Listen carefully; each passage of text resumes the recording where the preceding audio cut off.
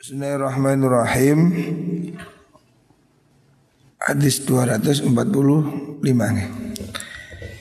Allahumma shlih dini alladhi huwa ismatu amri. Bismillahirrahmanirrahim. Allahumma aslih. Di antara doa Rasulullah sallallahu alaihi wasallam, Rasulullah berdoa, Allahumma aslih li dini alladhi wa ismatu amri. Allahumma doa Allah aslih mugi bagusi panjenengan lima ring kula dini ing agama kula. Alladhi wa kang utawi din iku ismatu amri, pangreksoni pira-pira perkara ingsun. Wa aslih lan mugi magisi panjenengan lima ring kula dunyaya ing dunya kula allati fiha kang iku ing dalem dunya ma'asyi utawi penguripan kula. Wa aslih lan mugi bagusi panjenengan lima ring kula akhirati ing akhirat kula allati fiha kang iku ing dalem akhirat ma'adi utawi nggon bali kula. Jadi Rasulullah sallallahu alaihi wasallam berdoa, ya Allah perbaikilah agama kami. Jadi agama ini harus baik bagi kita ya. Alladzi wa ismatu amri, yang di situ merupakan penjaga semua urusan kita ini kan agama. Kalau tidak ada agama orang tidak tahu halal haram. Makanya semoga Allah menjaga agama kita. Alladzi wa ismatu amri. Wa aslih li dunyaya allati fiha ma'ashi. Ya Allah perbaiki kehidupan dunia kami karena kami cari hidup di dunia. Wa aslih li akhirati alladhi fiha ma'adi. Wa aslih lan mugi bagusi panjenengan lima ring kula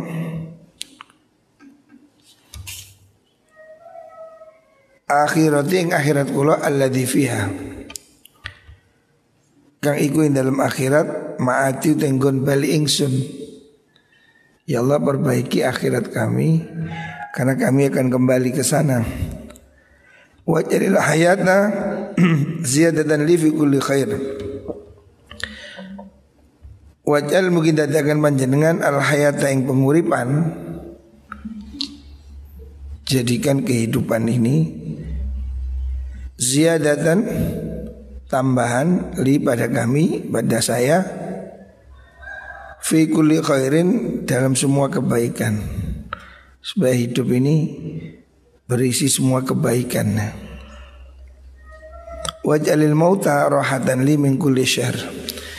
Waj'al lan mungkin dadiaken panjenengan al mauta ing kematian rahatan ing dadiaken kepenak lima ring kula min kulli syarrin saking saben-saben Allah kejelekan. Rawahu Imam Muslim, rawahu Muslim ya. Intinya Rasulullah sallallahu alaihi wasallam mengajarkan kita memohon pada Allah secara komplit ya. Minta diperbaiki kehidupan di dunia. Maksudnya kehidupan kita di dunia ini minta diberi kecukupan ya, sehingga tidak sampai ngemis, tidak sampai nyolong, tidak melakukan perbuatan yang terhina ya. Dunia ini menjadi baik kehidupan kita kalau dicukupi dengan harta yang halal dan bisa melakukan taat kepada Allah. Termasuk minta pada Allah supaya diperbaiki akhirat ya. Perbaiki kehidupan kita setelah mati. Waslihli akhirati, perbaiki kehidupan akhirat kami. Maksudnya kalau kita minta diperbaiki akhirat kita, dengan diberi pertolongan oleh Allah Subhanahu wa taala supaya selalu mau berbuat baik ya. Supaya tidak kendor berbuat taat. Nah, kadang kita ini kan neko-neko, rajin terus malas. Makanya minta kepada Allah supaya kita diberikan akhirat yang lebih baik. Artinya mohon pertolongan pada Allah supaya kita ini dimudahkan berbuat taat ya. Dan ini yang terakhir minta diberikan kematian. Kalau kematian itu terbaik ya. Kalau hidup di dunia ini menjadikan banyak dosa, ya mungkin lebih baik mati ya. Daripada di dunia cuma bohong, cuma menipu, cuma berbuat jahat. Maka jadikan kematian itu sebagai peristirahatan dari semua kejelekan ya. Ini sama dengan hadis yang disampaikan Rasulullah sallallahu alaihi wasallam, wa idza aradta biqaumin fitnatan fatawaffani ghairu maftunin. Ya Allah, kalau engkau memang ingin menurunkan satu fitnah di dunia ini, semoga kita diambil dulu oleh Allah ya. Kita ini jangan sampai kita ini hidup sampai hari kiamat. Karena di hari kiamat itu dunia sudah, kehidupan sudah hancur, sehingga Allah menjadikan hari kiamat. Makanya kita minta kalau kematian itu lebih baik, jangan takut mati. Karena semua orang hidup pasti mati. Jadi kalau hidup ini sudah tidak berguna, kalau hidup ini cuma numpuk dosa, lebih baik mati ya.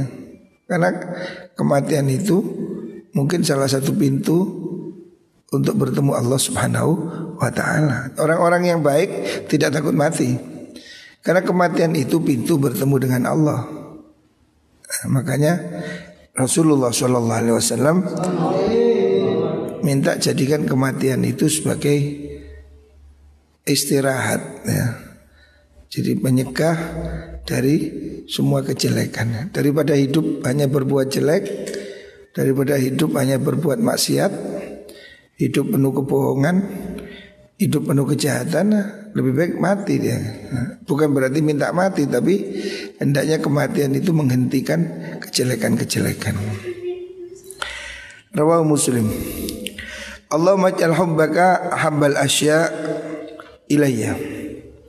Allahumma du Allah ij'al mungkin dadi akan panjenengan hubbaka ing cinta maring panjenengan. Ya Allah, jadikan cintaku kepadamu ya Allah ahabbal asya ilaik. Ahabbal asya ing luweh den temeni suci-wici ilayya maring kula. Rasul mengajarkan, ya Allah, jadikan cintaku kepadamu adalah sesuatu yang aku paling cintai dalam hidupku. Artinya jangan ada rasa cinta pada yang lain. Allah lah pusat cinta kita. Jadikan cinta Allah itu pusat dari semua cinta hidup ini. Waj'al hasyataka ahwafal asya indi. Waj'al doa Allah ij'al mungkin dadi panjenengan hasyataka ing wedi maring panjenengan ahwafal asyai ing luweh den wedeni suci-wici indi ing dalam ngersa kula, ing dalam sanding ingsun. Ya Allah, jadikan rasa takut kepadamu. Khasyah itu takut disertai dengan pengagungan ya. Kalau cuma takut pada rampok itu kan beda. Tapi takut kepada Allah itu takut dengan mengagungkannya. Jadikan rasa takut saya kepadamu adalah ketakutan tertinggi dalam hidup saya. Artinya jangan ada ketakutan pada selain Allah. Kita ini lebih takut manusia dari Allah. Buktinya kalau diawasi baik-baik, kalau nggak diawasi selintut-selintut, nah tidak takut pada Allah. Maka kita mohon pada Allah, jadikan rasa takut kepadamu adalah ketakutan terbesar dari hidup saya. Jangan sampai kita ini takut manusia tapi tidak takut pada Allah. Kita sekarang takut corona, orang tidak ke masjid ya, takut corona. Tapi orang pergi ke pasar, Orang pergi ke mall, bandara penuh ya. Kenapa? Ya. Lebih takut pada manusia. Wa idza aqrarta nalikari ngantengaken panjenengan ayuna ahli dunya ing pira-pira motone ahli dunya. Maksudnya aqrarta ayuna ahli dunya itu ketika engkau jadikan mereka berbahagia. Qurratu ayun itu kan antenging meripat, maksudnya kedamaian. Ya Allah, kalau engkau jadikan kedamaian pada ahli dunia, min dunyahum saking dunyane ahli dunia, kalau orang-orang itu menjadi tenang dengan punya dunia, orang-orang kaya merasa senang dengan hartanya,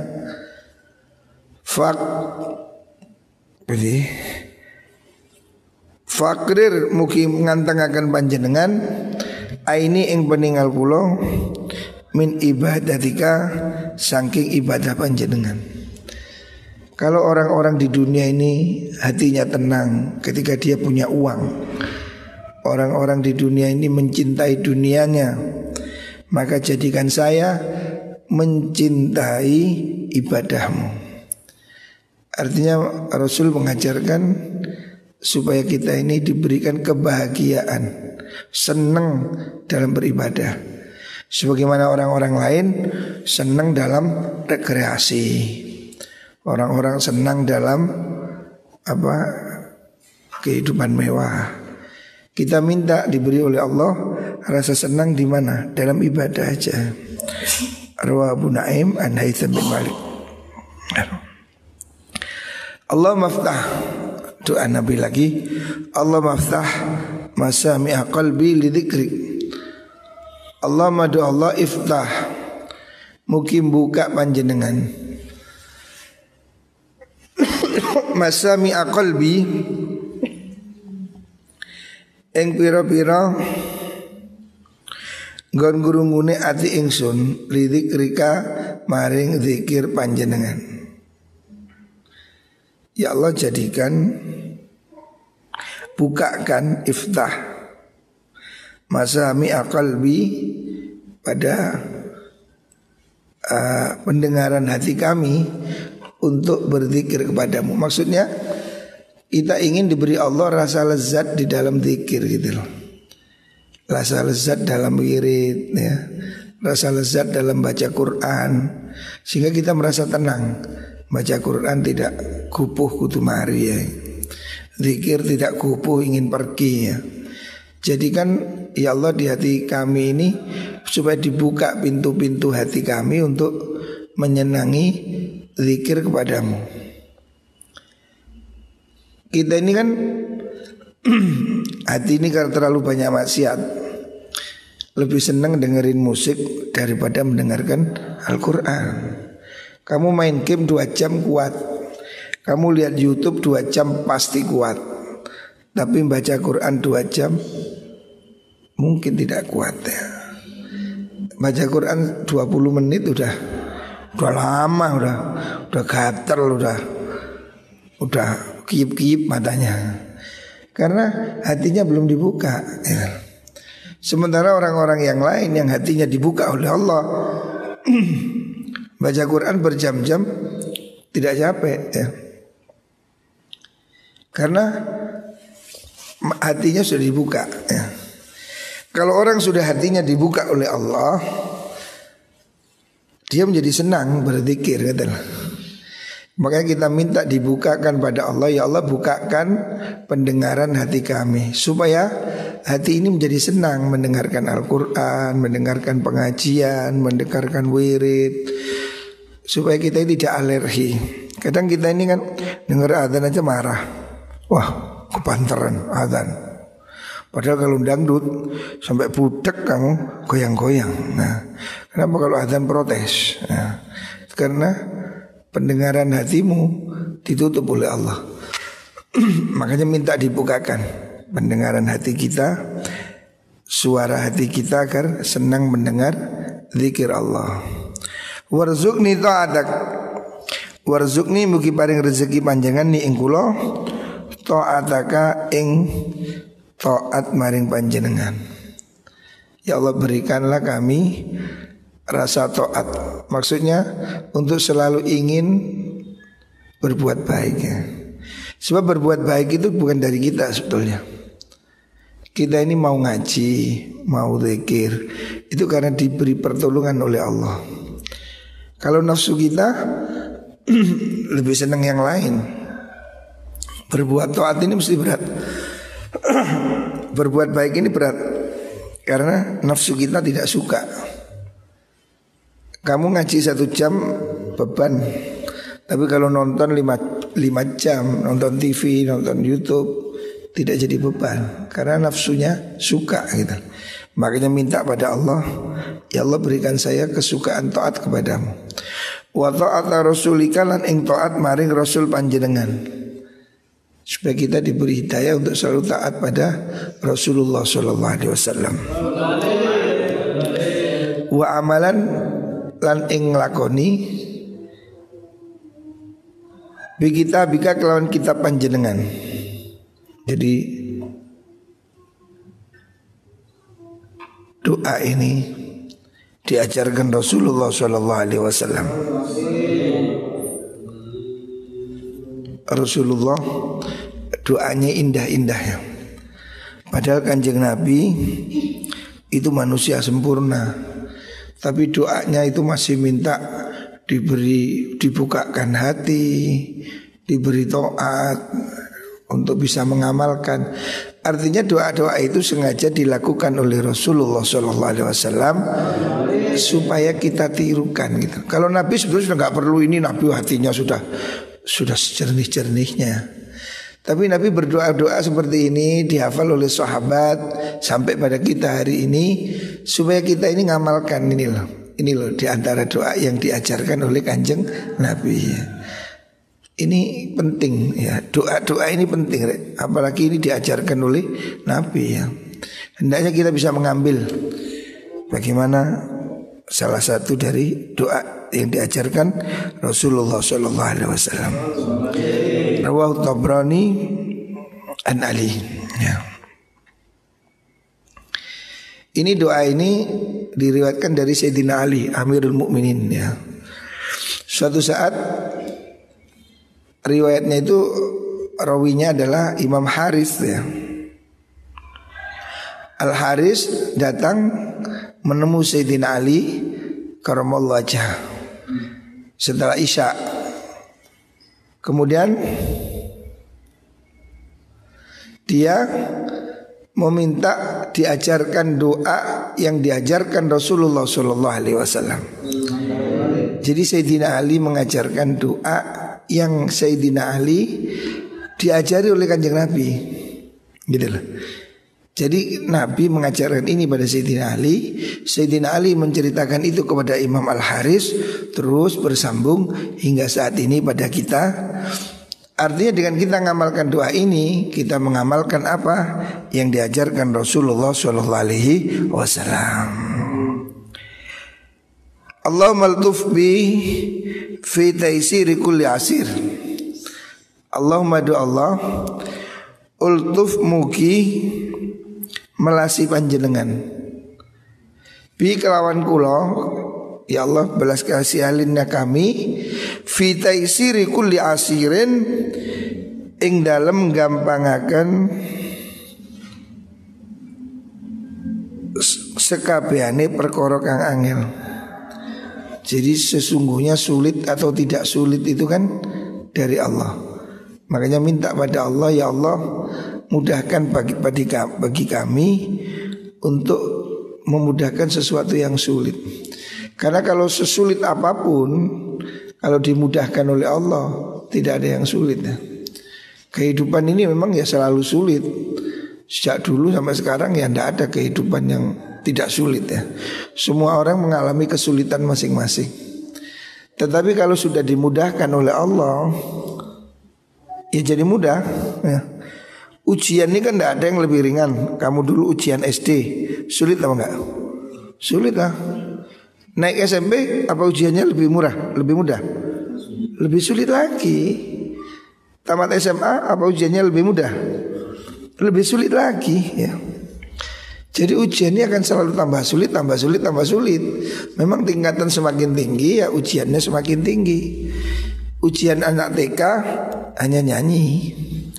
Ujian anak SD ada matematika.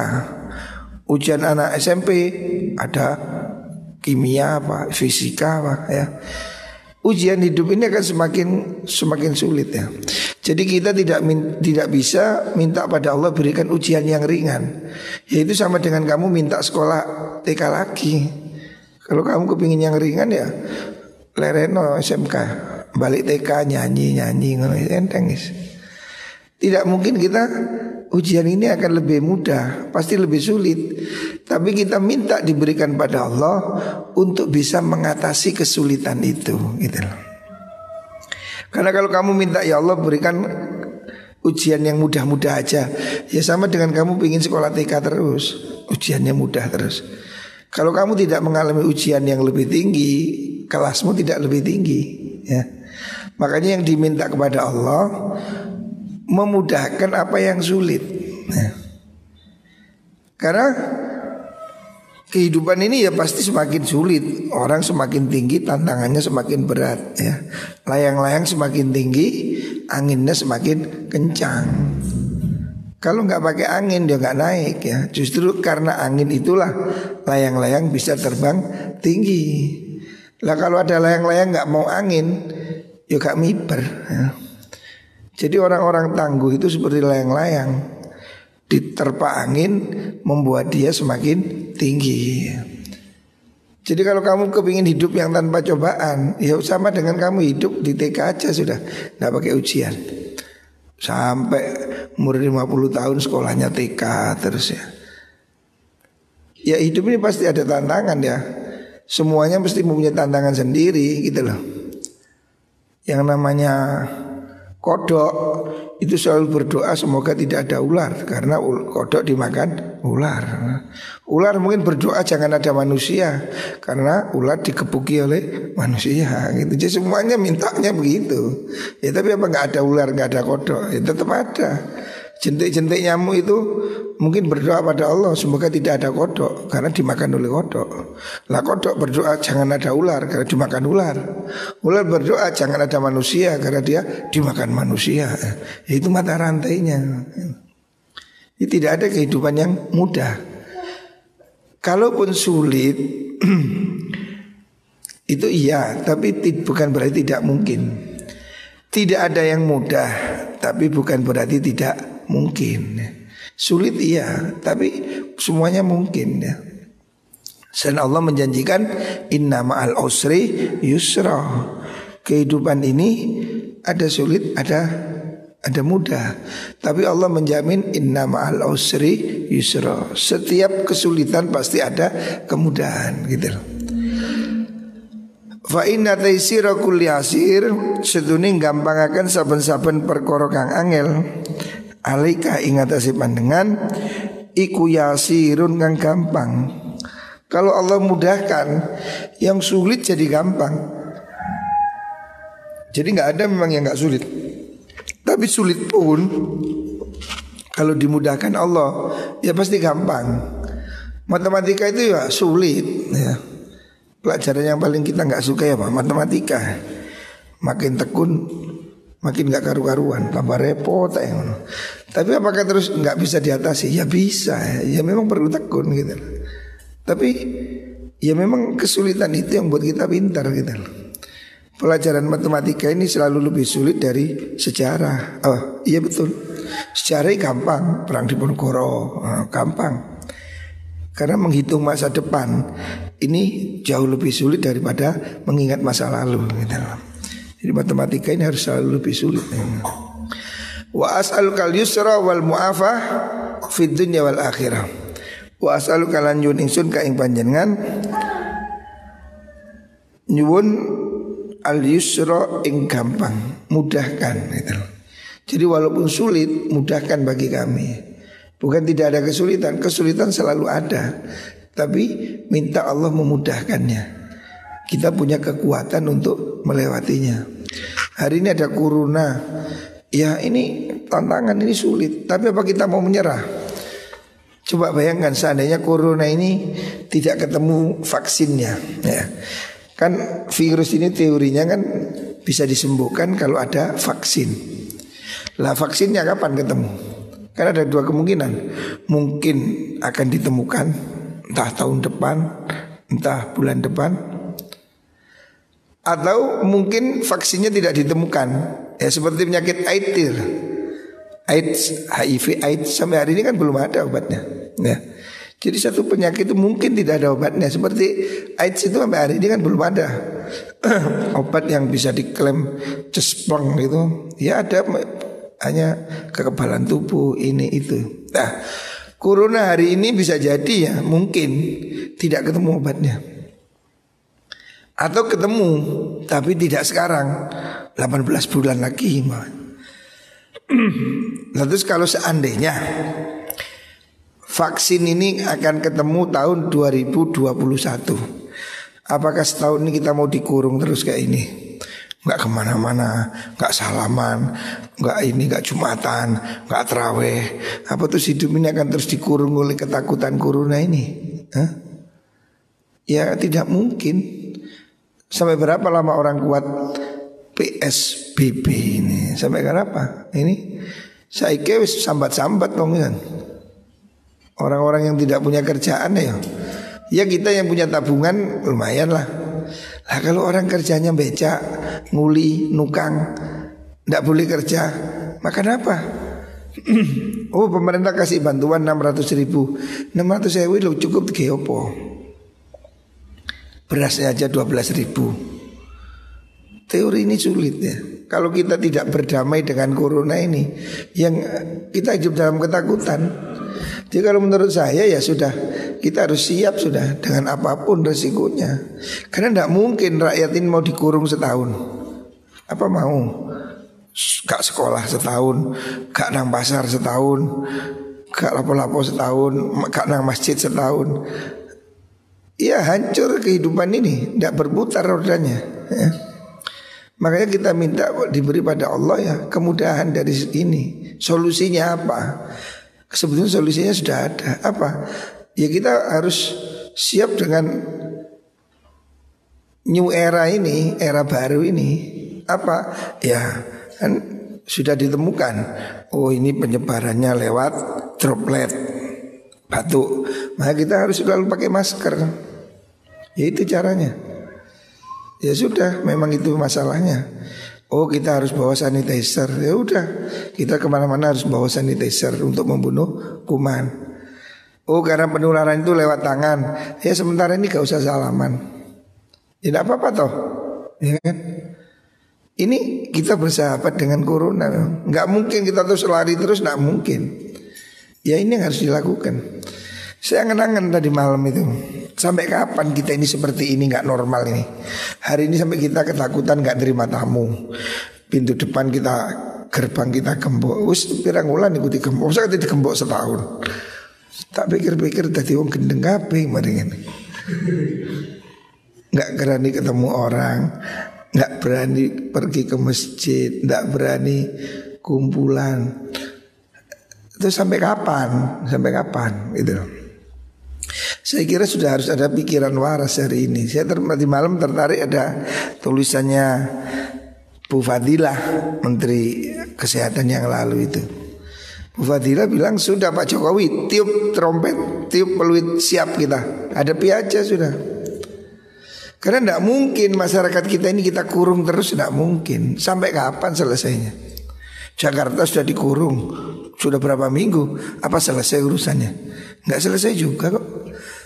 Apa memang matinya hilang? Ya tetap aja yang mati banyak ya. Jadi ini harus sudah ada kesiapan untuk sesuatu yang paling buruk. Makanya kita minta pada Allah, ya Allah kami berilah kami kemudahan untuk mengatasi kesulitan ini. Ya hari ini kalau kita mau ya sudah kamu ya, mau kamu gak ke pasar ya tetap ke pasar, tapi hati-hati gitu loh. Maka saya minta kamu ke pasar semua harus pakai masker, harus selalu bawa sanitizer. Itu cara kita berdamai dengan corona gitu. Karena kita nggak mungkin gak nang pasar mangan opo, gak blonjo mangan opo. Ya kita setiap hari mesti ke pasar, masih harus belanja, masih perlu makan, masih perlu nafkah. Kita tidak mungkin menghindari itu. Makanya yang bisa kita lakukan ya berdamai dengan corona ini. Bagaimana caranya? Ya ayo mulai sekarang ini budaya hidup sehat ini yang harus dilakukan. Kamu harus jaga kekebalan tubuh. Malam jangan begadang ya. Kamu kalau malam begadang, ketahanan tubuhmu jatuh. Jadi kamu harus tidur, malam hari harus tidur supaya ketahanan tubuhmu ada. Karena kalau kamu begadang, itu ketahanan tubuhmu nggak kuat ya. Imunitasnya turun. Jadi yang harus kita lakukan, satu, jaga kesehatan. Malam segera tidur. Minum makanan minum yang bervitamin bergizi, atau kita minum jamu empon-empon, minum jahe, minum yang itu ikhtiar. Saya setiap hari minum air suruh, serai, noval itu jahe lah. Ya, ini ikhtiar ya. Ya ini yang bisa kita lakukan. Karena kita tidak mungkin melarikan diri terus ya. Mau sembunyi di mana lagi? Ya udah, jaga kesehatan ya. Ya, istirahat yang cukup, minum jamu, vitamin umpamanya. Selanjutnya ya cara hidup sehat. Kemana-mana bawa nih, coba di meja saya ada ini loh. Lengkap ini. Ini antiseptik. Ini juga gel antiseptik. Coba di meja saya ada semua gitu. Ya sudah, ini yang kita lakukan. Antiseptik, masker ya, kalau kemana-mana kamu ke pasar pakai masker. Ini yang harus kita lakukan. Karena kita tidak mungkin mengurung diri terus-menerus. Makanya saya minta kamu setiap hari yang ke pasar ya, jaga diri. Karena kamu nggak mungkin nggak ke pasar. Tapi pakai masker, selalu bawa sanitizer ya, jaga kebersihan, cuci tangan dan seterusnya. Ini yang cara kita berdamai dengan corona itu. Wal mu'afata wasal kal yusra wasal nyun ingsun ka ing panjenengan al yusra ing kegampangan, kemudahan mengatasi masalah. Wal mu'afata lan nyun ing kewarasan, keselamatan. Fit dunya ing dalam dunya wal akhirat lan akhirat. Ya ini salah satu doanya.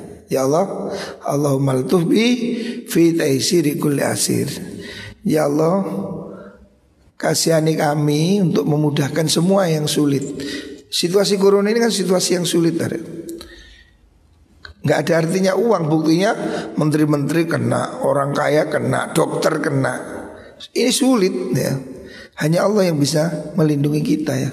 Allah maltuf bi fi taisiri kulli asir. Ya Allah, berikan kami kemudahan semua kesulitan. Fa inna taisira kulli asir alika yasir.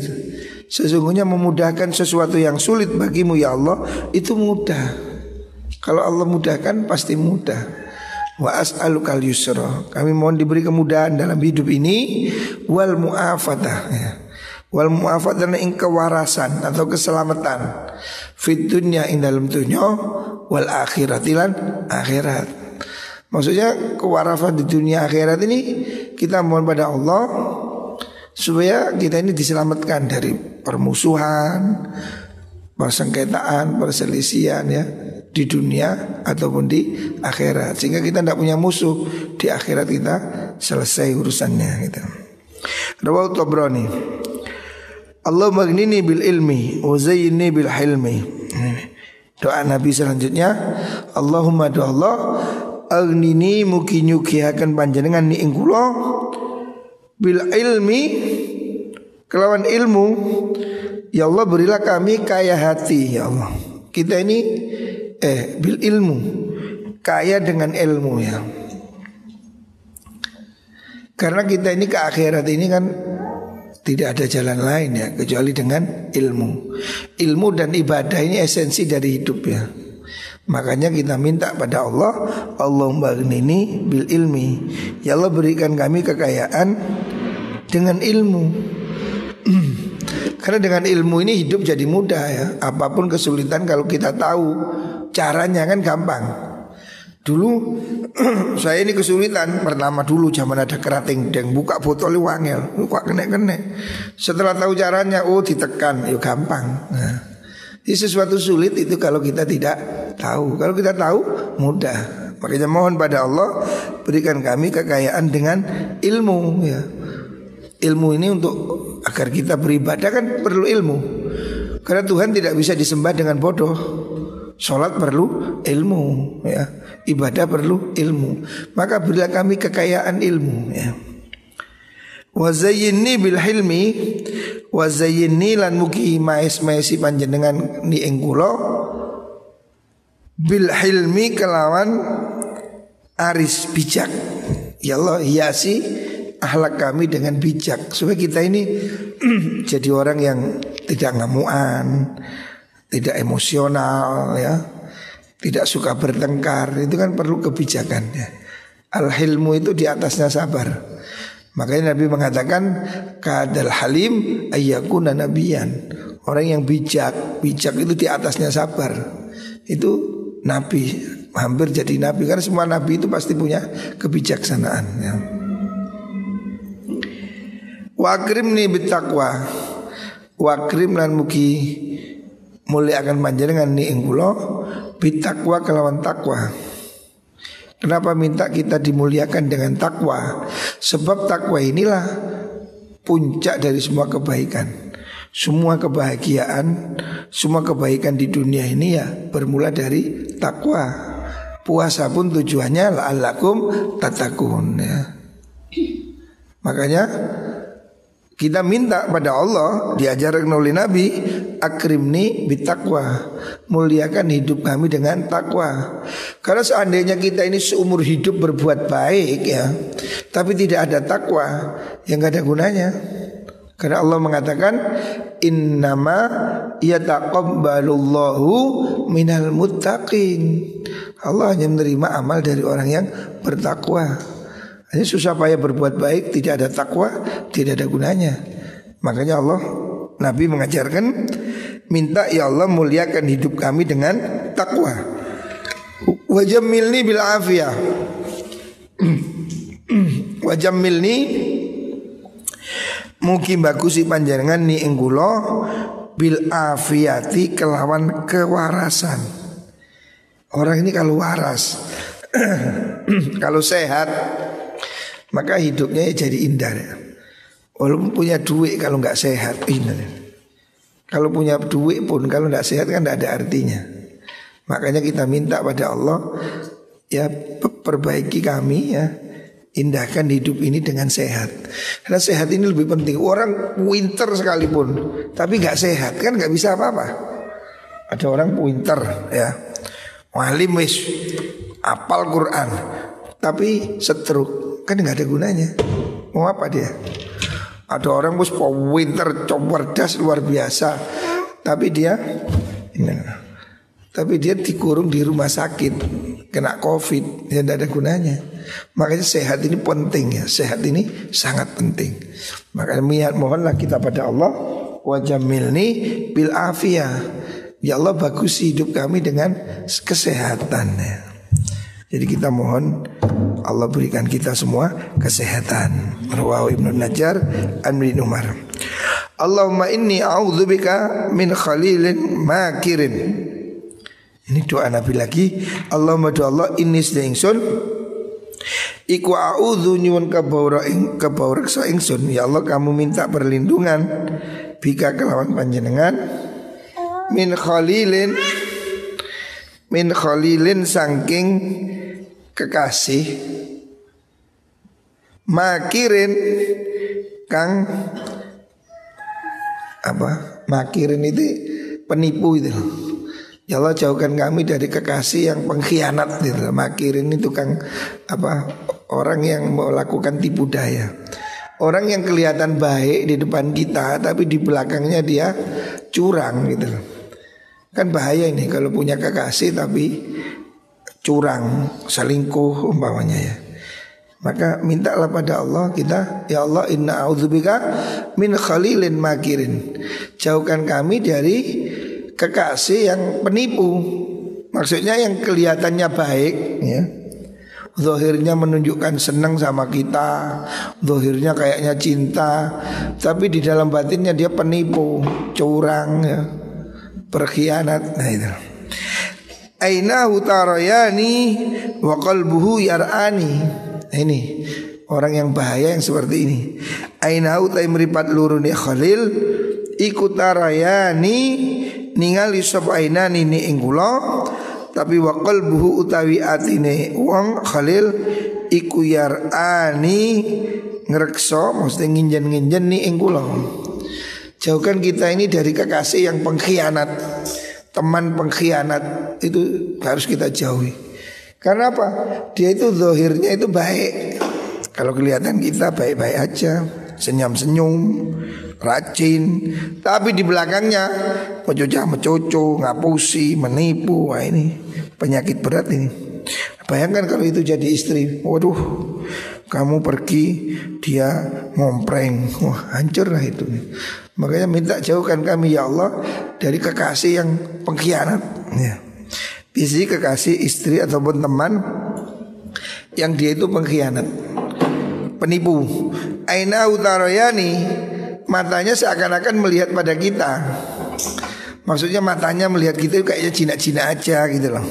Kelihatannya itu kalem, slow.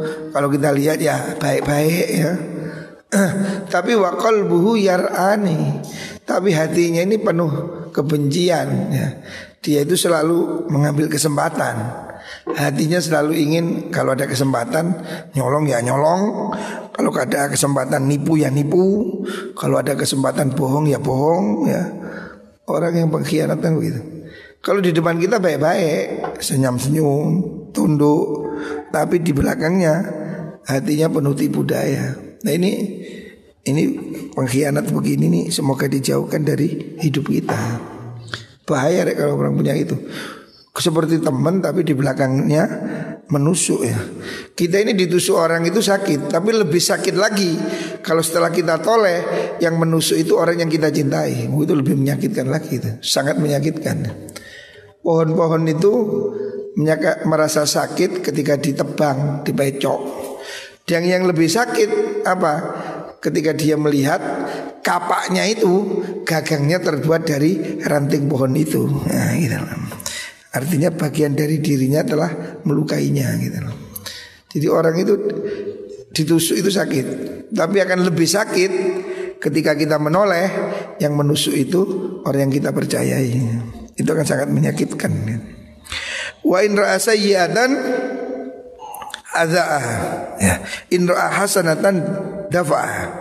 In ra'a lamun ningali sapa wong al khalil hasanatan ing kebagusan dafanaha, mongko nutupi sapa wong ha ing mungkon hasanah. Teman yang penipu pengkhianat ini kalau melihat kebaikan kita, dia pura-pura nggak tahu. Dia melihat kebaikan kita nggak ngelem, nggak apa, nggak memandang.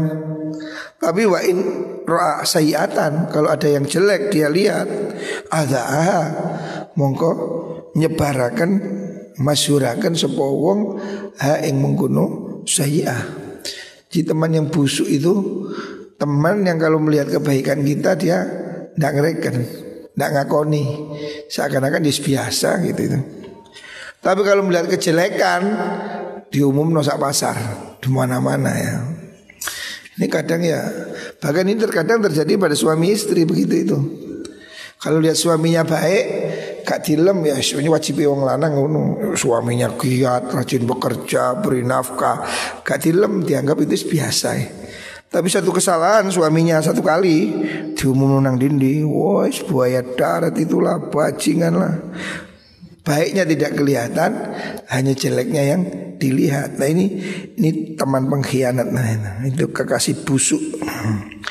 Allah marham khulafai. Hadis Rasulullah doanya masya Allah ya. Doanya ini komplit sekali gitu loh. Sampai doa minta dijauhkan dari teman palsu gitu. Allah marham khulafai alladzina min ba'di. doa selanjutnya dari Rasulullah sallallahu alaihi wasallam. Nabi mengatakan Allah marham khulafai. Allah madu Allah irham mugi melasi panjenengan khulafai ing pira-pira khalifah ingsun.